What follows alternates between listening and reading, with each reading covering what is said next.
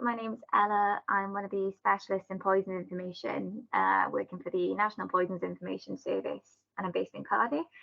I presented a poster entitled Cases of Ibogaine Toxicity reported to the MPIS over a 10-year period at the conference this year.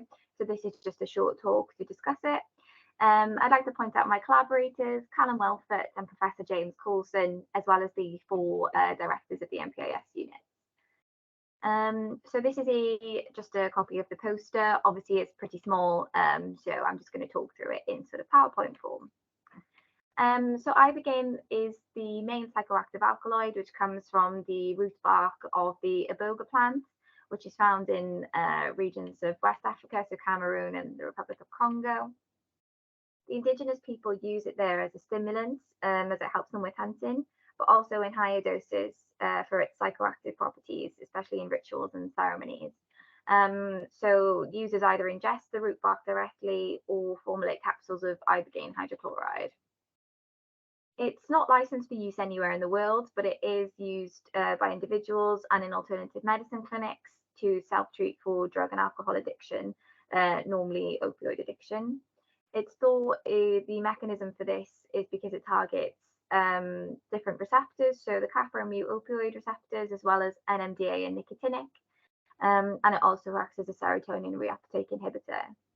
The elimination half-life of the parent compound is 47 hours, but it's rapidly metabolized into its active metabolite noribogaine, which has a much longer half-life of up to 49 hours, hence why use will see prolonged effects, especially in larger doses. It's legal to possess in the UK, but illegal to supply. And for context, doses of sort of 500 to 1,000 milligrams are used in clinical trials.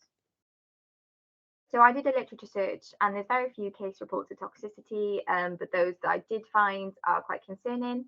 So you can see below here, there's a fatality, some seizures and convulsions, and also a cardiac arrest following ingestion. It's also quite a data poor area, so there's not a lot of dose response relationship data out there. So I decided to do a retrospective review of case reports that we received from the period 2012 to 2022. This is just a summary of the table that's in the poster.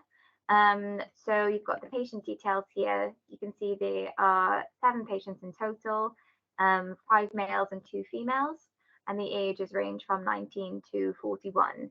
So we're looking at young adults here, really. So the symptoms they present with, so this first patient suffered cardiac arrest and hypoxia. So this is graded severe. So we grade the features. It's called the poison severity score. So it's either minor, moderate, or severe. So this is a severe case. The second case here, so this patient just had sort of features of intoxication. So a minor case. 36-year-old female. So she presented with convulsions and significant QT prolongation, which moved into torsades.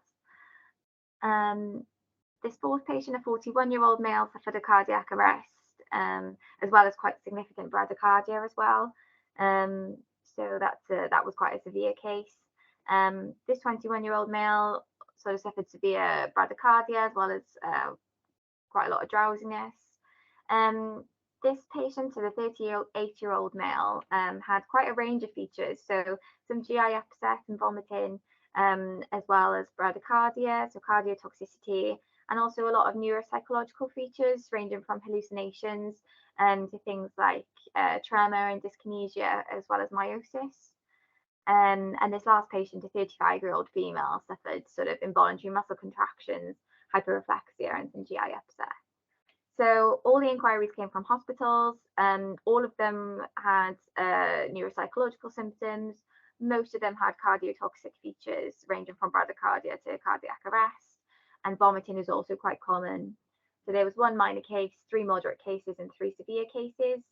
There's quite there's not very good outcome data, but there were no fatalities, although 2 did suffer hypoxic brain injury as a result of the arrest.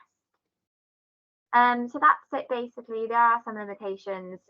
There was no sort of ibogaine concentration measured in the blood, and it's often difficult to differentiate between the effects of ibogaine and drug withdrawal itself. But despite the small number of cases, our findings do show that individuals using ibogaine in variable doses are at risk of developing significant cardiotoxicity.